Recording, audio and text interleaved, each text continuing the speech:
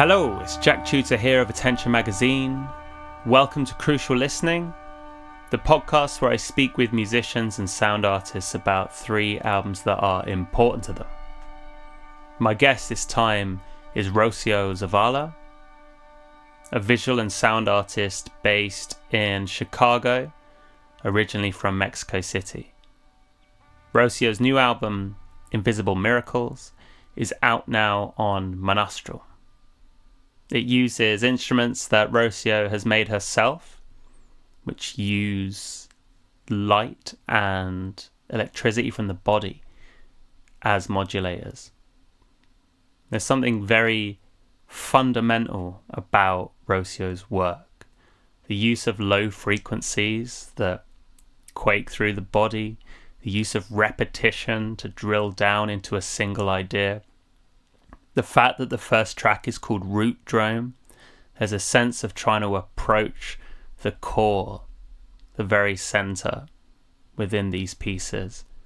And Rocio speaks about, as well, her yogic practice throughout this interview. And there's this enlivened awareness of the self and the body and the spirit. This attempt to, I guess as the album title suggests, this attempt to render the invisible palpable through sound. It's really cool, as you can tell. I really like it.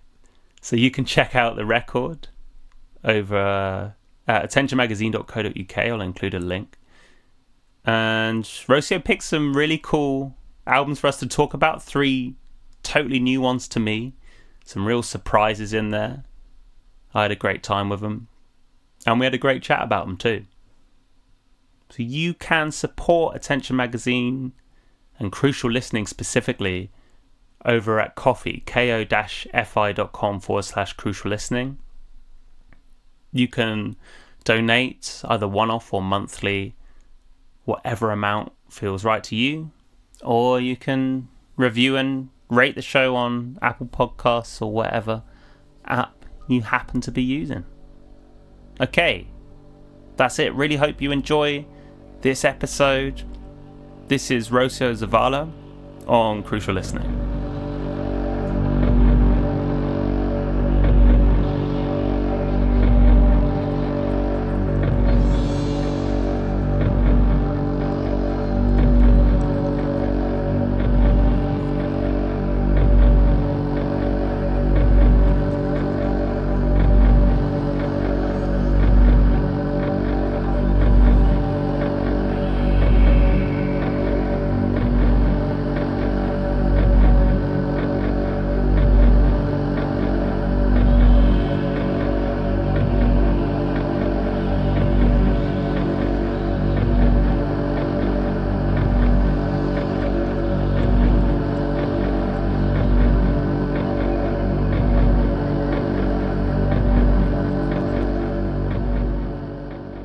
Hello, Rocio. Welcome to Crucial Listening. Hi, thank you for having me. Thank you for coming on. So you're here to talk about 3 important albums. Before we get stuck into those, I want to talk about your new album, Invisible Miracles, which was released recently on Monastral, a label based in Chicago. So the record consists, as I understand, of recordings and live performances that you made between Chicago and Hidalgo, Mexico, between 2016 and 2021, right? So yes. With those live performances, I wonder if you have any specific memories of the performances here that you could let me into, like where did these performances take place, when, and any recollections you have. Yeah, so one track, Looming Over Azra, was created for a live performance. It was a little part of a performance I did at the Owl in Chicago. And I had never played it live before until then. And when I played that, like those drones live in the space, they had a really good system. The whole kind of building like shook, and I was like, wow. This is I did not expect that because, I practice out of my little amp. Right, and so then when I heard it in its, form that it's intended to be heard, I was like, wow, this is something that I want to work with more. And so I remembered that specific performance, and it turned into, I kept playing it just to see how it would sound, in different systems. And so that turned into eventually what is now Looming Over Azra. I added some parts and took away some parts, but it was just a shifting kind of piece from that initial performance at the Owl. Right. That's so interesting, because once you've had that experience of being like, oh, this can shake rooms, like this has the potential to do that. It was the bass. It was really, it took me by surprise. Is there then an intention to want to integrate that experience back into your recorded presentation of the piece for this record? Like, once you've had that live experience, what do you take from that to the final product? Yeah, it's kind of hard because when you're listening in headphones, it's obviously different than when you have subs and the nice speakers and the whole setup. But yeah, I guess I wanted to try to capture that moment the best way I could in the recording, and trying to get that low frequency rumble as best as I could. Nice. So also as well, correct me if I'm wrong on this, but I understand partway through making the record that you moved back to Mexico with your family, right? Until the record was done. Is that correct? Yeah, I spent some time with just visiting over there because I wanted to be somewhere to finish the record that I was really inspired by. So we live in a small town called La Estanzuela, and it's pretty much in the mountains and surrounded by really, really tall mountains and forests, and it's just a beautiful, beautiful landscape. So I wanted to be there to just finish up the record and capture some of its magic, hopefully, in there, of the landscape too. And did you feel a marked difference when you were working on the record in Mexico compared to prior to that point? Definitely. So I would, at my mom's, she has she was building this house, and she finished building it. So I was like, oh, it's perfect. I'll go see the house and, spend some time there, because I hadn't seen her in a few years. And there was this little brick kind of shed, just a one-room brick little building as part of the house, but it's separate from everything else. So I was like, oh, I'll make this my studio. So I would spend she let me transform it into a studio. And my dad let me borrow some monitors because he builds stages for fairs and shows down there. Oh, wow. So he has all the nice speakers for full-on stage performances. It's crazy. So I was like, I need to borrow some of your equipment, and I just made a makeshift studio down there, and just took a few of my key instruments from here because I couldn't bring my amps and everything. So I kind of just made a little studio for 3 months that I was down there. And I remember I would be working there till 3 a.m, and everything is so dark, because it's up in the mountains. Wow. So everything gets so pitch black, and then you just hear the echoes of the farm animals and the dogs and all the different, I don't even, just crazy sounds echoing in the mountains. So I was definitely inspired and a little spooked out by that. But in Looming Over Azra as well, I field recorded some of those sounds at night because I was just so fascinated by how they sounded, because of the reverb of the mountains and stuff. So I would sometimes just sit there and record all the weird sounds that I would hear, and I ended up processing some of those and putting it into underneath layer of that track. Yeah, there's a lamb or something. Is it on that? It's so creepy. Some lambs and goats. There's a lot of donkeys and roosters and dogs. So cool. Another aspect of the record is obviously you make a lot of instruments yourself. I wonder if you could tell me as well about maybe a couple of the instruments, self-made instruments that feature on this record and how they're utilized as well on Invisible Miracles. Yeah, so I used some synthesizers that I made on the record. They're light controlled, so I use a lot of strobes to control the synthesizers and as like a tremolo effect and amplitude or frequency modulating and amplitude modulating with the strobes. And then I used my electric zither that I made. I made the pickup for the zither by hand. I hand wound it like 8,000 times, so it took about 24 hours, a full day, oh my God, to wind a little thin magnet wire. It's like hair thin. And I was so careful not to, like, go too fast and like rip it, or else I would have had to start over. So I managed to do that in about one day. And that was like a performative experience for me, because right. I could feel like, you go for like a few hours and I could feel my body just like getting tired and getting hungry. Like you can feel the little physical changes. I'm like, wow, like I'm like feeling myself getting hungry. You usually don't notice how long it takes. I don't know, like suddenly you're just like, oh, now I'm hungry. But like you could, like, doing the same thing over and over and over, you like feel your body, like wearing out slowly and slowly. Oh my gosh.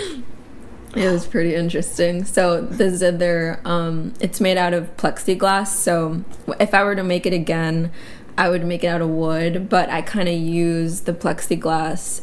That's kind of a disadvantage because of the tension of the strings. It kind of tends to bend, but I kind of use that as, an advantage, or like a facet of playing it now. So if you tighten the strings too much, it's so much tension on the plexiglass plastic that it might snap. So I have to be very careful with the tension of those strings when I tune it, for it not to snap. But I use like 3 or 4 out of the 8 strings on there and bow them sometimes, or play them, or strike them with a drumstick, playing it a lot of different ways. But on Light Body, I played that over, I made an electric magnetic pickup microphone. That just picks up the electromagnetic frequencies of electronics. You can't hear them, in regular life, but if you have this special microphone, you can pick up, the sound your phone makes, or the sound your laptop makes. Any electronic device makes this electromagnetic sound that you can pick up with that. So I played the zither on top of those recordings that I had made of picking up the sound of different colored lights. Oh, that's cool. Yeah, so that's Light Body. And then for the others, I made another synthesizer. It's kind of like an 8-step sequencer. So you can play different tones, 8 different tones. And that's another one I made. Which one? Oh, Interparalis is the one that's features that instrument mostly. It's the most melodic, I think, out of all of them. And I think that's why, because I used that sequencer that kind of gives you those melodic structures, kind of played into that. And then another instrument was it's like this contact spring box contraption that I put together by just like nailing some metal springs onto a box and, contact miking it. So I put that through a bunch of pedals and processed it and kind of made it into this like sustained, distorted kind of sound that is an interparalis as well. Yeah, so a lot of different instruments used to kind of make these songs, you inspired by those sounds. Yeah. Love it. So, and also as well, I saw in a Bandcamp interview you did, you mentioned that when you started making instruments, you made some oscillators controlled by light, and I think you say that this opened the door to thinking more philosophically about sound. Yeah, I'm intrigued to ask more about that. Where did it take you in terms of philosophically when you started making your own instruments, about how you thought about sound? Yeah, so I was, just exploring this concept of sound and light, and at the same time, studying drone and listening to a lot of, Lamont Young and David First, and reading about their processes, and getting really deep into my yoga practice at the time, and all these things, a lot of kind of yogic philosophy, and kind of the body as energy.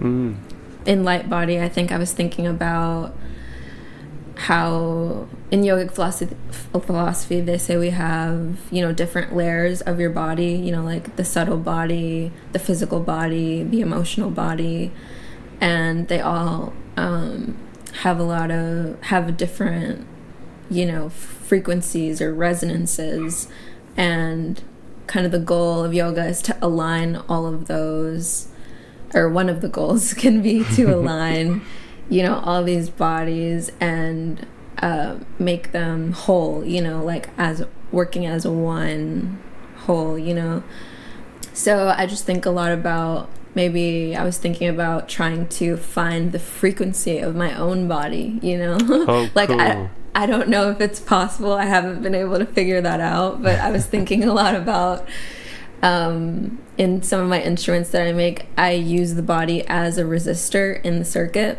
So using the electricity of your own body in the moment, because it changes throughout the day, and how, wet your fingers are, it changes the resistance, or like the moisture level in your body changes the resistance. So when I was thinking about this instrument, when you put your finger on the contact point to finish the circuit, it can sound different. Like if you put your finger on it, or if I put my finger on it, since our bodies are, a different ecosystem of electricity. So yeah, I was trying really hard to kind of make sense of all these things I'm interested in. A lot of thinking of the body as energy, everything is energy, and how to kind of make it physical, and make it how to interact with that in a physical way to prove kind of my own scientific questions.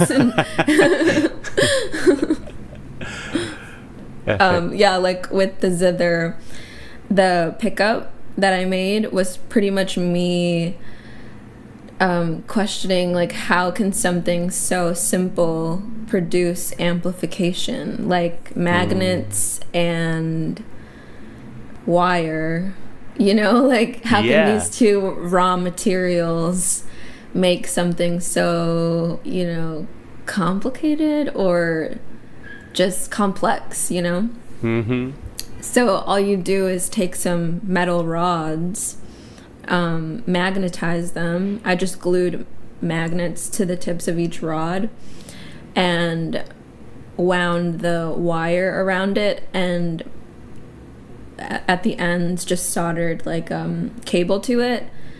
And it's such a simple concept of magnetism and electricity working together to create amplification. Yeah. But it was kind of just a proof of concept that I was how can something so simple be something so magical, and make this electronic phenomenon. Every time there's a magnetic field, there's also an electronic current.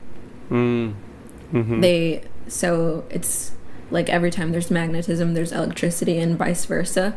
So I was just kind of probing into that, into those theories and seeing like, is that really how it works? Like, could I do this? Could I do this and it would work? So it did. And I was like, wow, this is amazing. It's like, yeah, it's like magic, but it's science and it's the earth, Beautiful. Has that got anything to do with the album title?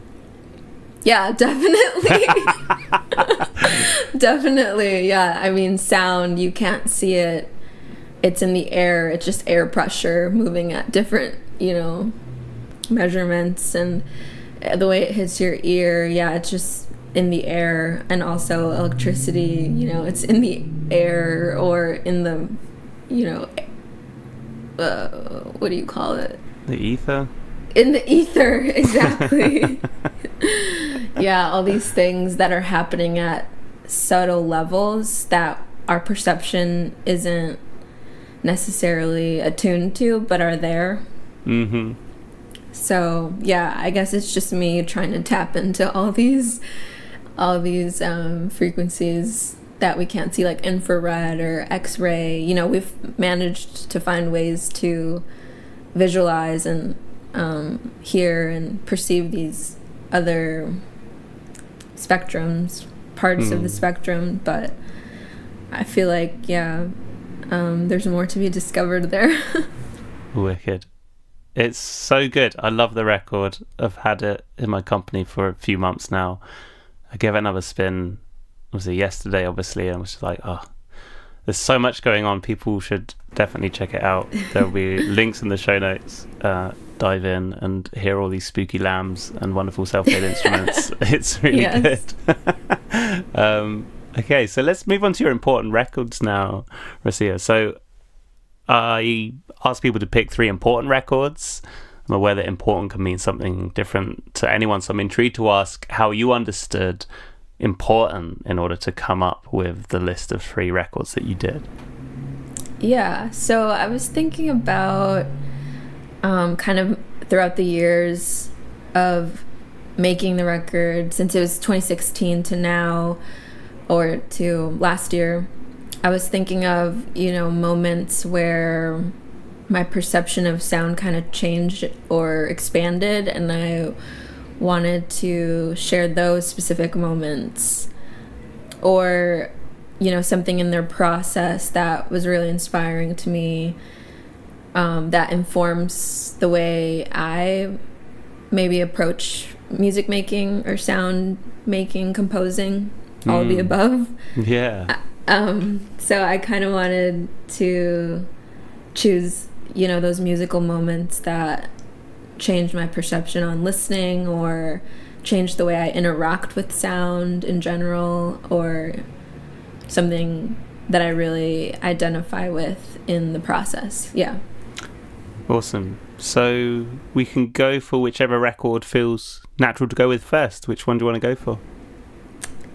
I will start with the first one that I knew I wanted to share was Strange Chalices of Seeing by Wiseblood. Yeah. So maybe we can start with that one. Yeah. So give me a little introduction then as to why this one's important to you. Yeah, so I came across this one. So I spent a while trying to find it, first of all, because it wasn't anywhere online.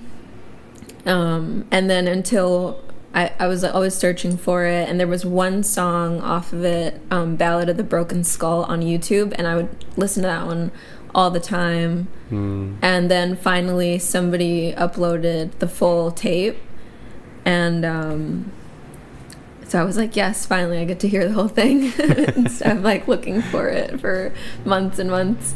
So that was a good moment, and I chose it because it has this really DIY kind of bedroom noise aesthetic that I'm really, really drawn to, and I feel really close to. It feels like when Wiseblood was making it, you can feel like really in the room with her, like in her studio or room, and it just feels really raw and immediate and not a lot of post-processing. It just feels really textured and gritty, and you can hear kind of the tape imperfections, and the disembodied kind of like haunting vocals, and a lot of the themes of the titles are like esoteric, thematically, like strange chalices of seeing. It later clicked when I was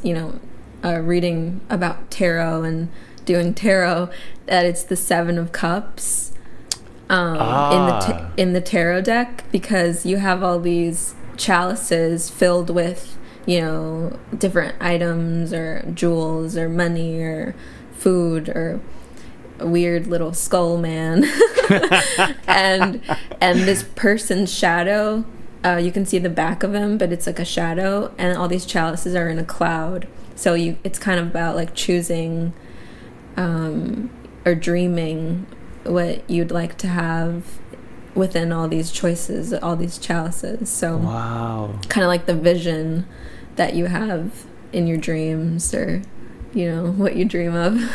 Wow. So when I figured out that was the title, it was kind of another moment. I was like, oh, that's what that album is. But I just discovered so it, cool. like months later.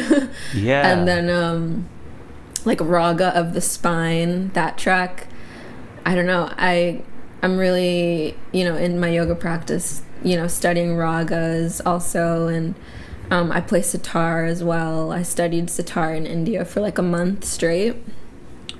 Oh, wow. So all those themes kind of just really interest me, and I think when when that song plays, you kind of feel this like droney space but it's like a different kind of drone. It's like not a raga, but it's like her own kind of distorted, funky drone raga. And then all of yoga is about getting the spine straight and fortifying it, Mm-hmm. So it kind of just resonated with me a lot in the themes and the textures and the distortion that it uses and the imperfections, really, and the rawness of it. Yeah. I mean, you started off by saying that you really wanted to hear this and you've been searching around the internet for it. What was the reason for really wanting to hear it? Was it just that one song that you'd heard, or had you heard about this record prior to that point? Yeah, so I don't know if you know Wise Blood's music now, but it's completely different than this album. So it's kind of like a hidden gem. When she was involved in more of like a noise scene, and then now she's making like pop, ballad music, which is still great. But this one is kind of, I read about it, in an interview, or like just read about the album description, and I was like, what? Like, this is not, like, I need to hear this if this description is what it says it is, because it's kind of a hidden gem in her repertoire that I don't think anybody knows about.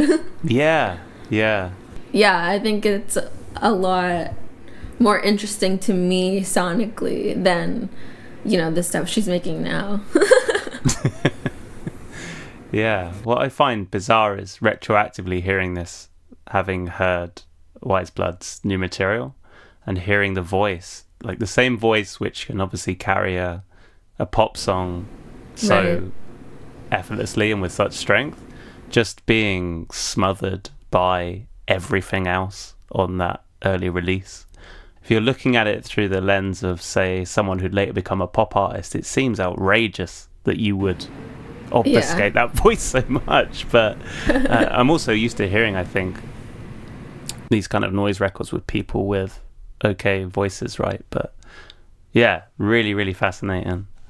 I mean, on the voice, in fact, I mean, I know obviously your voice is utilized in your music too.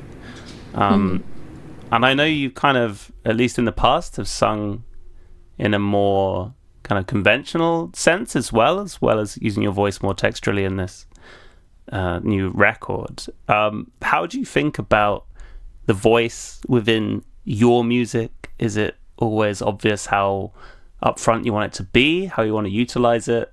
What does that look like? So I use vocals in I think 2 of the tracks on the album. Or at least Light Body has a version with vocals, but I ended up taking it out.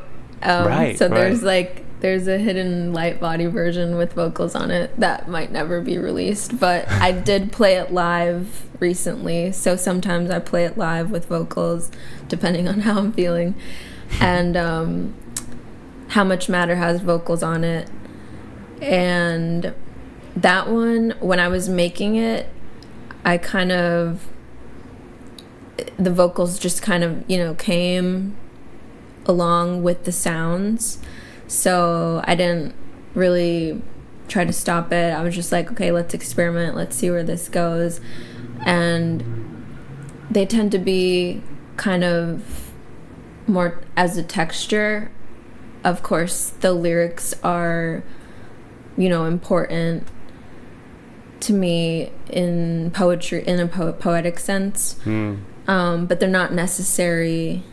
I kind of just think of the voice as another a layer of texture. Sometimes live, I use the voice to make drones, to loop them in different tones and make drones with them, like layered tones. When I play Looming Over Azra, I do that as well in that track. Oh yeah, Looming Over Azra has the vocals. You can't really tell that they're vocals because it's kind of just takes on the form of tones, but they end up, thickening the piece. So, yeah, I think about it. I don't really think about it as singing. It's more, it's like a mix of spoken word, drone, vocal approach. Right. And to return to this Wise Blood record, I mean, so I'd heard Titanic Rising, and specifically Movies, I think, came on. That was the first time I heard Wise Blood, and then the next time I heard it was this record. So I was obviously like, so what's gone on here? I mean, so how many of our other records really connect with you?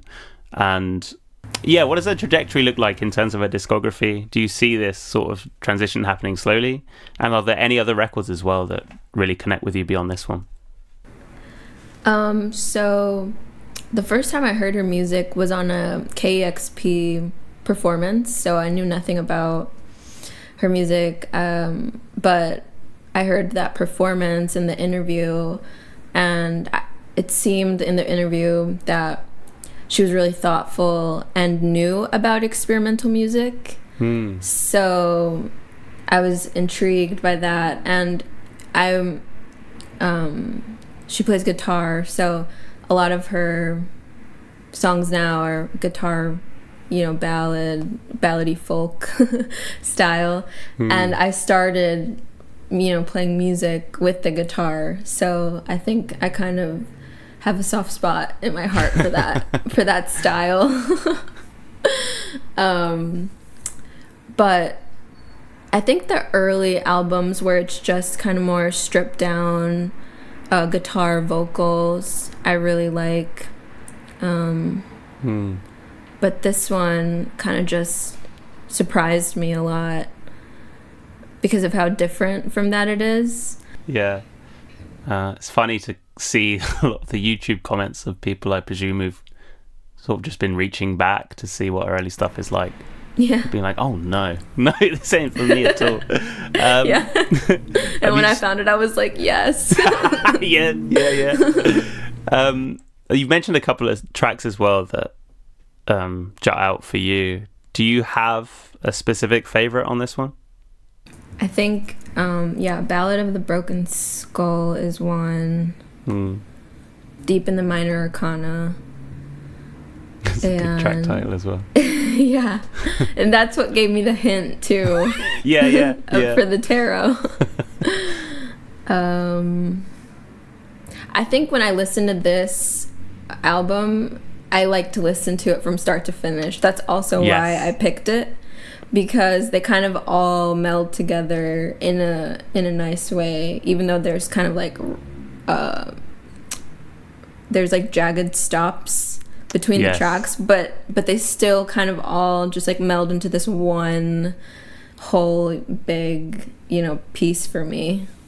What I love, I should say, in those transitions, because they all fade out, right? And then there's generally some base level of static that's quite pronounced as they end. And the transition is marked by a change in the kind of profile of that static or that noise, as if the setup has been erected differently, or for some reason there's just different variables at work to change that lo-fi background radiation. It's lovely. You feel like she ripped everything down and then built it for each track with sticky tape and stuff. Yeah, I love hearing the different tones of static in the songs, because you can kind of picture the setup being different for every song, or even the place maybe.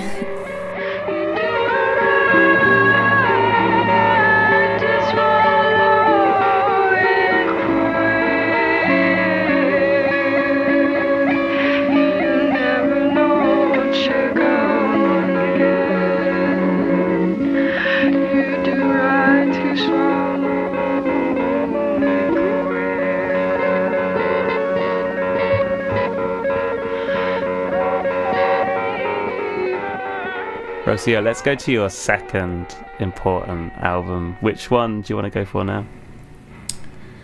I will go with Moms by Carl Stone. Cool. Okay. So give me a little introduction as to why this one's important to you. I chose this one because the first time I heard a track off of it was kind of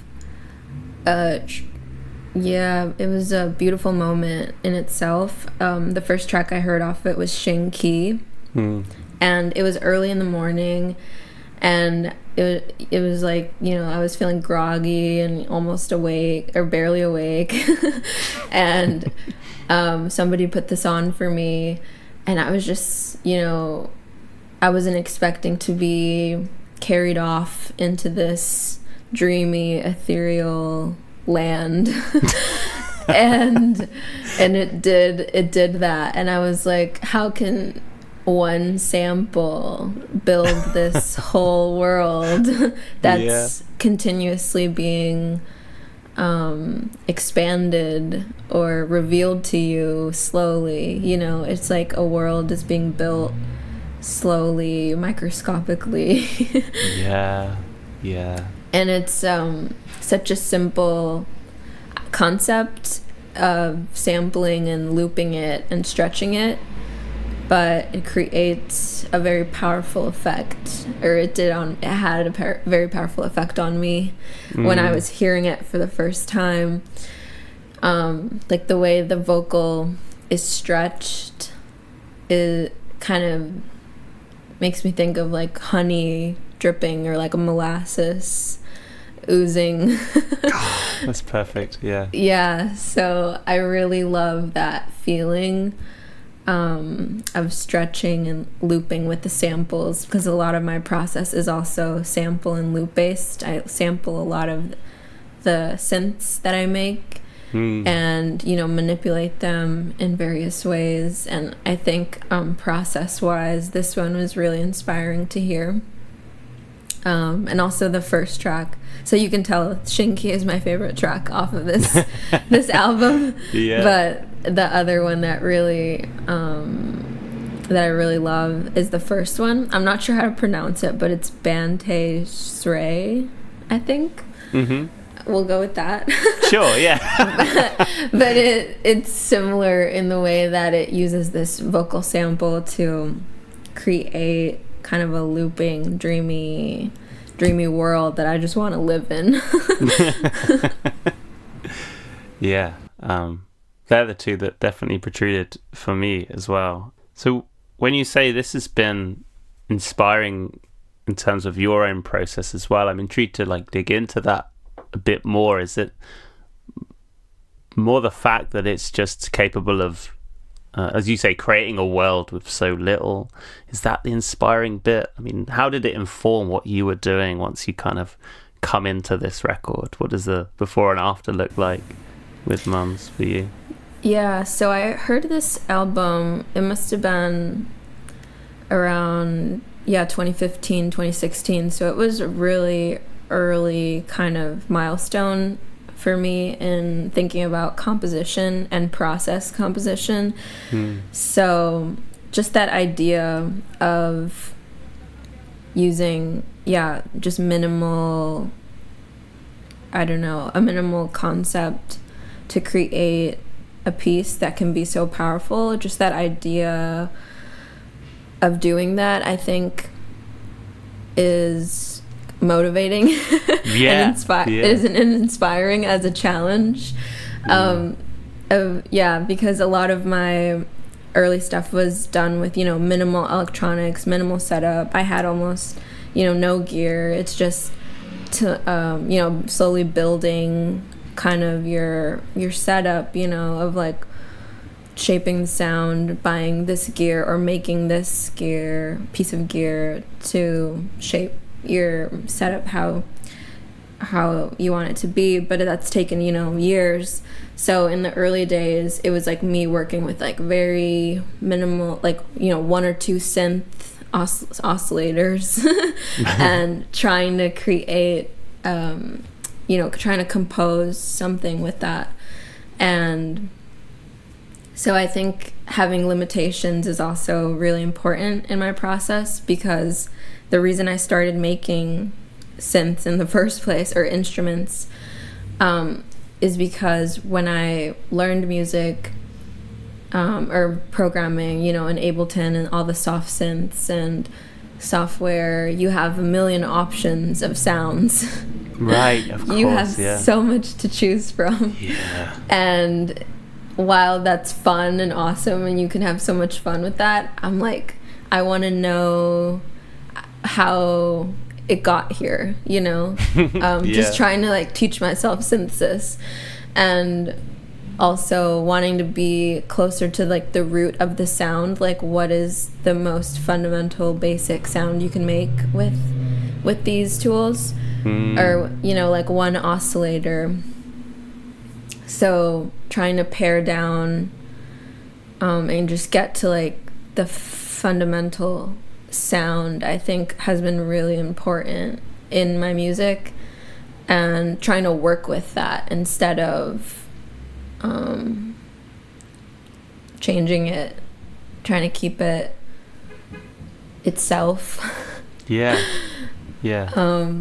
But also with techniques like sampling, also the process of manipulating it as far away as that sound as you can get. Right, yeah.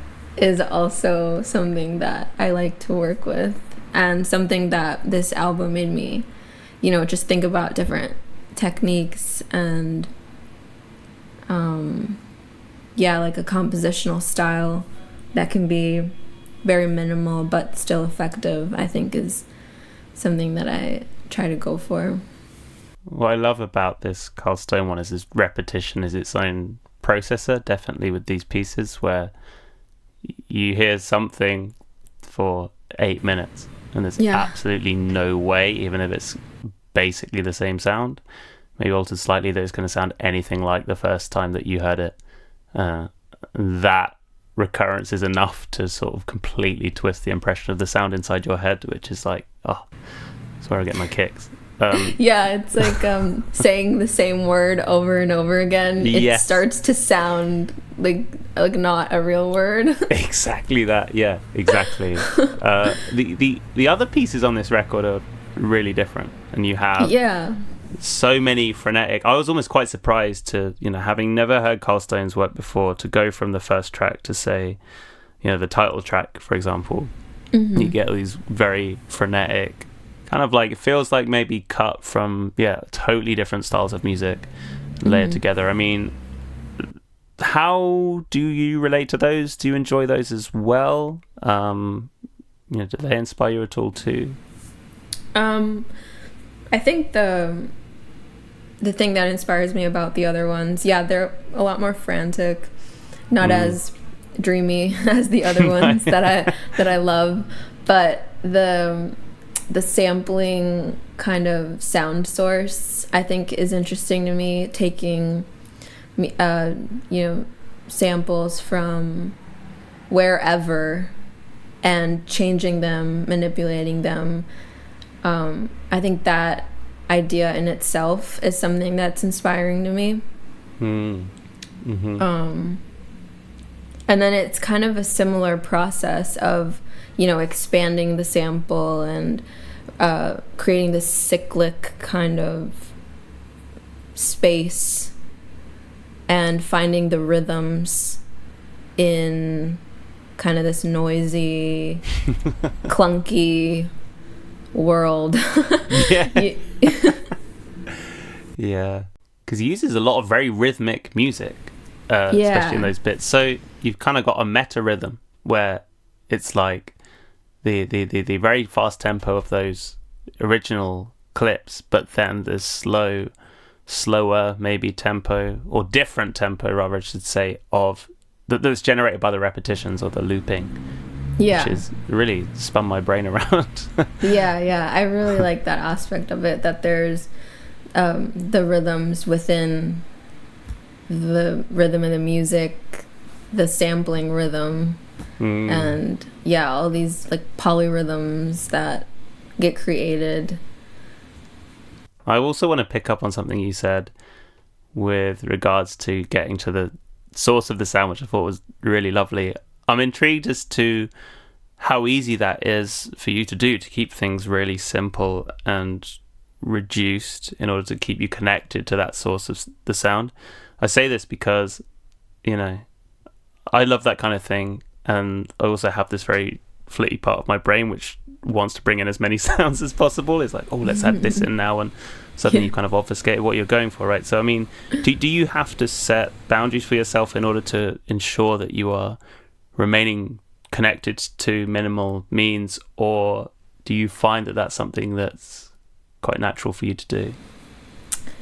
I think I definitely set limitations. Just the way that I go about recording is very kind of, I like to keep it as immediate as I can. So not a lot of post-processing. I like to have the instruments that I'm using and the pedals and the hardware kind of be the palette. I don't really like to take it in and mess with it much after it's recorded. So I really like that limitation because it just feels more more live and more real and more close to the performance. I like to keep it as close as possible. And I think using these instruments that I use is a huge limitation, but also keeps me, challenged in how to shape the sound and transform the sound and move the sound in different ways. So that's something I'm always playing with and questioning when I play live or start creating new music. So it pretty much starts with like these instruments that can only do one thing, Right, yeah. It's just play one tone and then let's take it from there. It's it's a challenge, but I like it because it takes me to places that you really have to kind of build from the ground up. So that's definitely a limitation, but I have fun with it. Without that, I don't know what music I would be making.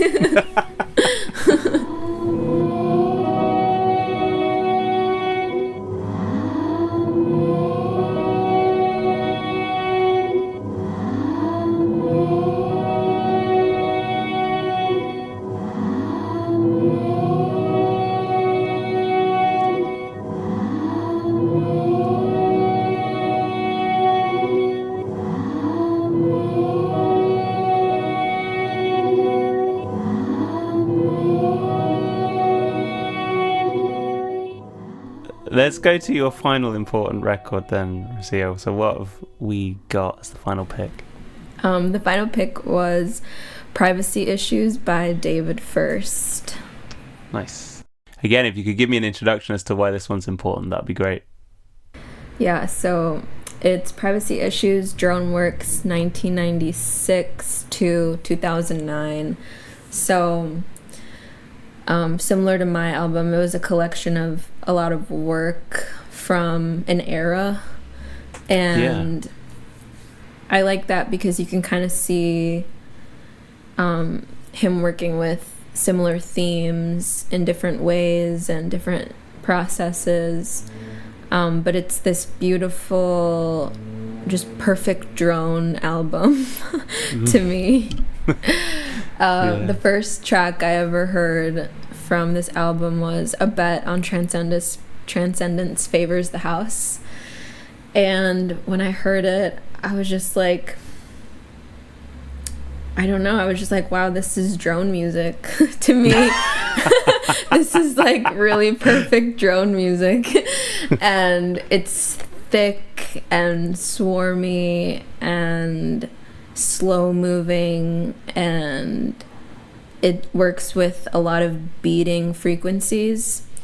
So when you have the two frequencies that are close together, they create this beating acoustic phenomenon, and he works a lot with that in this album. Yeah. And creating rhythms with those beating frequencies. So it's mind-blowing. It's kind of like a perfect zone out album that you can just put on and it'll change. I feel like it changes the frequency of my body and of the room. It just kind of like tunes everything. And even though there's a lot of tones going on, it builds this like thick drone, like swarmy drone, but it doesn't feel muddy.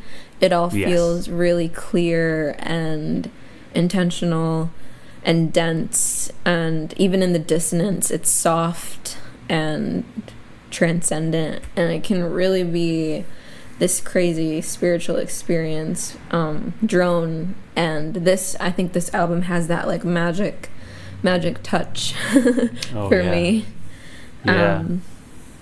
So this one's really, I don't listen to it all the way, I put like, because they're such long tracks, but just hearing one, like Zen Blame, the first one, playing it through, if you need to like recalibrate yourself and like clear your mind, this is a really good one to put on. It's like a meditation, and I've had some really special experiences with drone music in general, but this one, when I first heard it, kind of changed the way, or expanded the way I interact with music, with drone music in general. Like I would play it in the studio really loud and kind of just like vocal harmonize with it.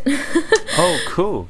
Yeah, I don't know why I started doing that, but it just felt right, and it felt like a meditation, and it was so this album was like the first album that I did that with, and it just felt like tuning my body in a way, or like playing with the sound in the room. Like when you walk around the room, it sounds different over here than it does over here, because they're just pure frequencies.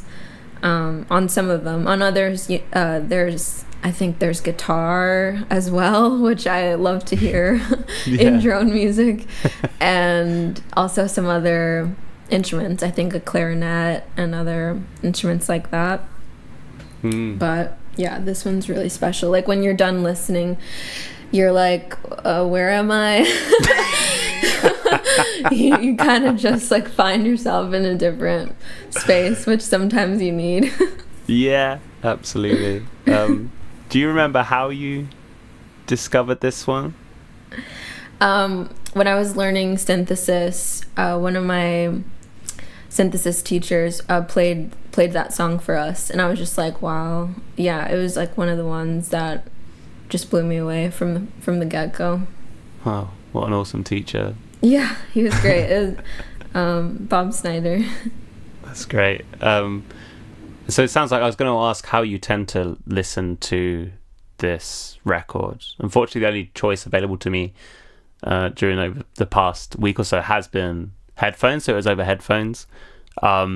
This is one of those. It reminds me a lot of Phil Niblock actually as well, where I'm like, oh, over speakers, this is gonna really rattle the room, and as you say, have some really interesting interactions with space. But yeah, have you tried both with this headphones too?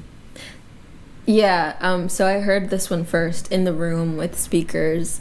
And then with headphones, it's definitely a much more like intimate, close, like it feels like you're like in a little sound pod right, experience. Yeah, but definitely both.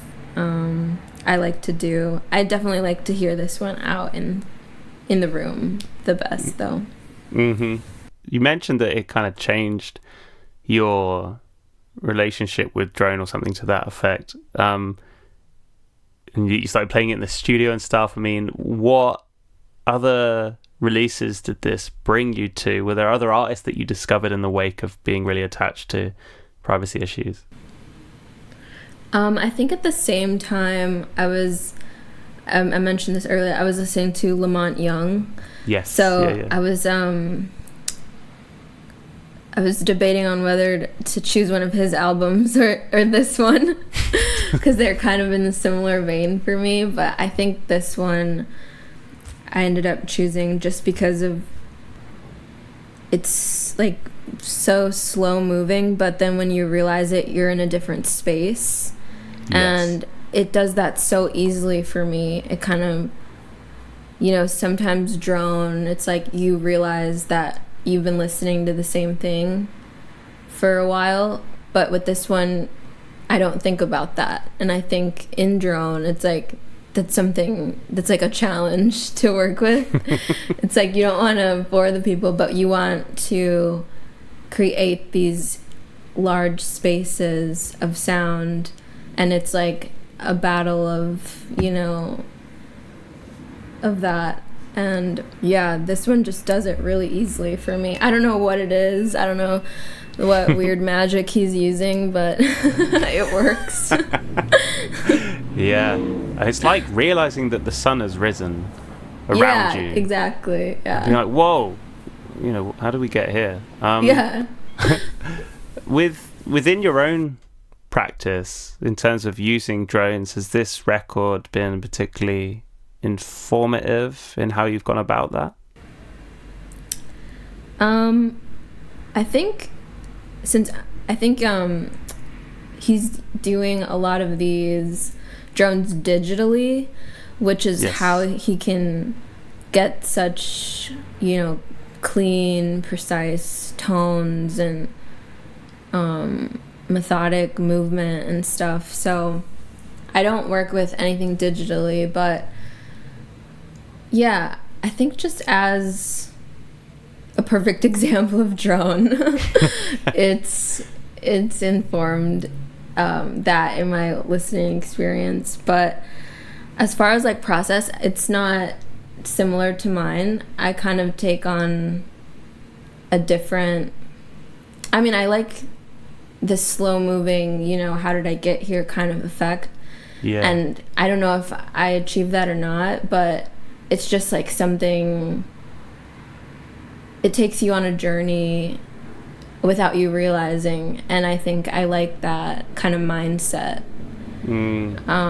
So in a lot of my performances, I like to start off with kind of just minimal drone tones, and starting it off like that as kind of just like tuning the room and like tuning myself and preparing everything as like I don't know why I've done that in the recent past, but I just tend to do that recently.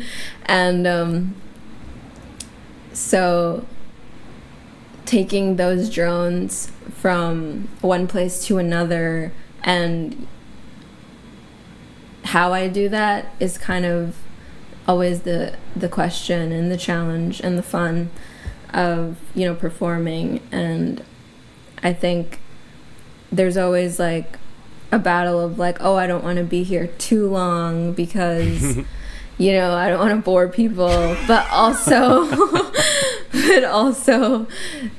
if you just let yourself be in that space, what can happen, you know, what can happen in your body or what can happen in your mind, you know? So it's like a balance of those, a play on those two aspects for me.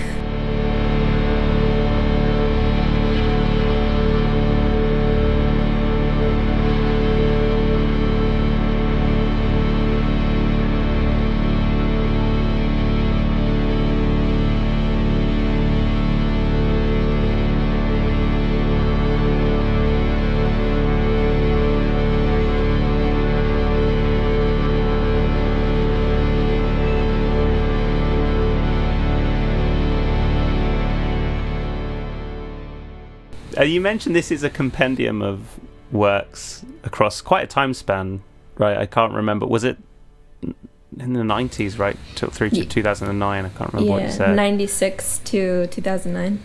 Yeah. Wow.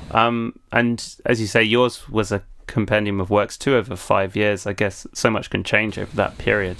Yeah. What was it like pulling together a release that, in fact, I think had that time span not been apparent, it wouldn't necessarily felt like a record, right, that was all together from such a stretch of time? It's an incredibly coherent work. But yeah, what was it like bringing all those pieces together into one document?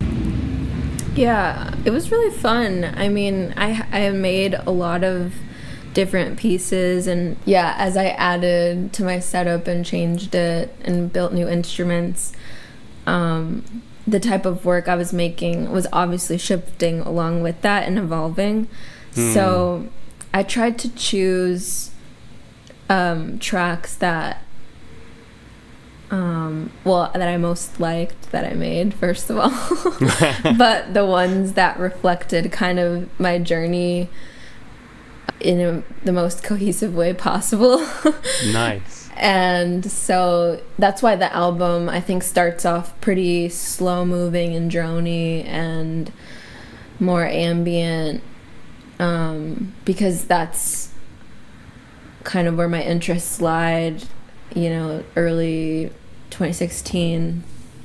And when I started making the synthesizers, you know, that was what I gravitated towards at first, just creating these long form drone pieces and just being in the tones, you know, getting familiar with being in that space and just building this relationship with my synths. And then the more time passes, the more, you know, I'm chiseling out ways. Oh, I can, you know, bend it this way, I can shape it this way, so can sample it this way, and then it's a whole nother monster.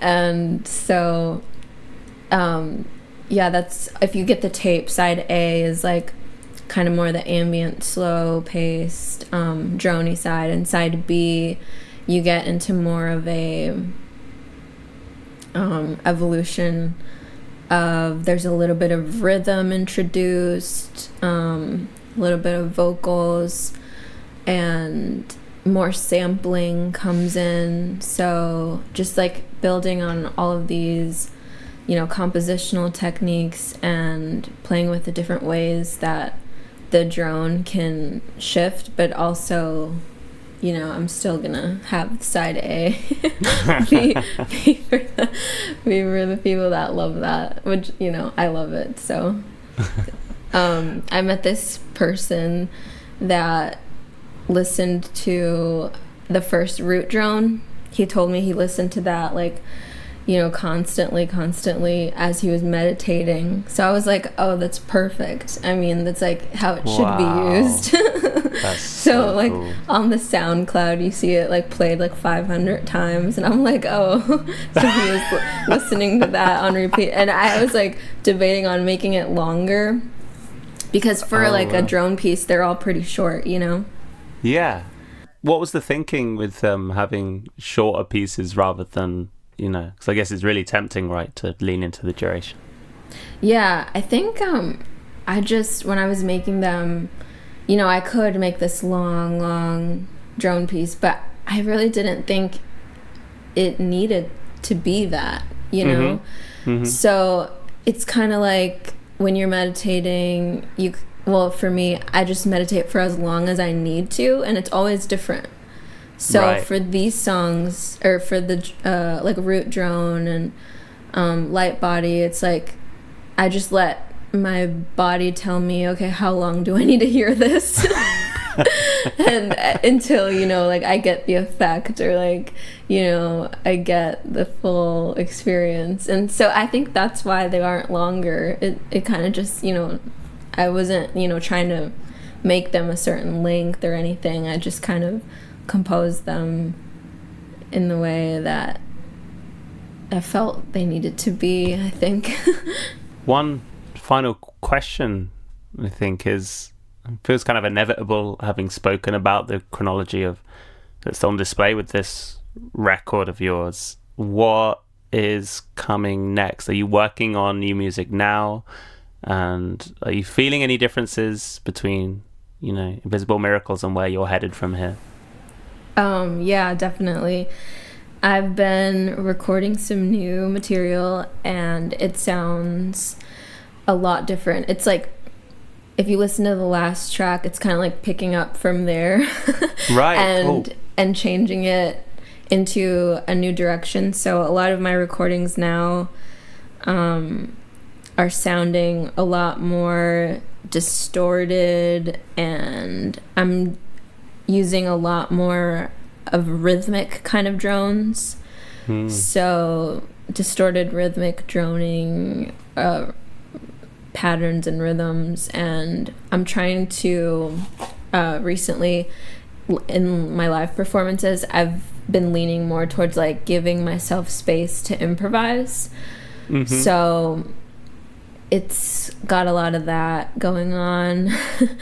And I kind of just want to go back with these new recordings. We were talking about going back to like a raw, fundamental sound of my instruments. So I kind of just want to focus on that, just minimal processing, just straight into recording, as immediate as I can. Because I had been like, putting them through effects and stuff, but I just kind of really want to go back to where I started.